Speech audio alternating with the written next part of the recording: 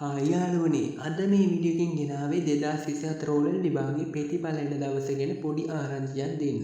ඉතින් මේ වීඩියෝ එක බලන ඔයා channel එකට අලුත් කෙනෙක් නම් දැන්ම පහළ තියෙන සුදු පාට subscribe button එක press කරන්න. ඒ වගේම මම දාන අලුත් update ඔයාලා ළඟටම ගෙන්න ගන්න ඕනේ නම් දැන්ම පහළ තියෙන bell icon එක all press කරගන්න. ඉතින් අද වීඩියෝ එකට යන්න කලින් වීඩියෝ එක හොඳ නම් like කරන්න, අකමැති නම් dislike කරන්න. අපි යමු වීඩියෝ එකට.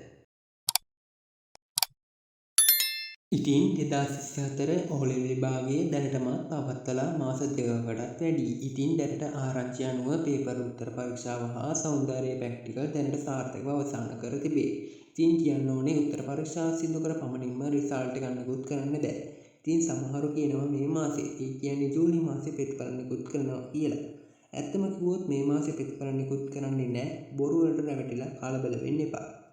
ඉතින් නංගී මල්ලි දැන් මම කියන්න යන්නේ 2024 ඕලෙවල් විභාගයේ ප්‍රතිඵල දැනට ඇති තොරතුරු විශ්ලේෂණය කරමින් ප්‍රතිඵල නිකුත් කරන දවස අපිට කියන්න පුළුවන්. ඉතින් ජූලි මාසේ අවසාන සතිය වෙන විට ඕලෙවල් ප්‍රතිඵල නිකුත් කරනවා. ඉතින් දැනටත් මෙම ප්‍රතිඵල පරක්කු වීමකට ලක්වන්නේ ප්‍රතිඵල ලබා දීම සම්බන්ධයෙන් හා එම ක්‍රියාවලිය සඳහා චෙක් කිරීමක් සිදු කරනවා. එම නිසා තමයි මෙම පරක්කු වීම සිදුවන්නේ. ඉතින් මම හිතනවා මේ වීඩියෝ එක ඔයාලට ගොඩක් වැදගත් වෙන්න ඇති. එහෙනම් මාව subscribe කරන්නත් අමතක කරන්න එපා. ඉතින් මේ වගේ අලුත් අප්ඩේට් මේ channel එකෙන් ඉස්සරහට ගේනවා. ඉතින් මගේ channel එකත් එක්ක රැඳිලා ඉන්න.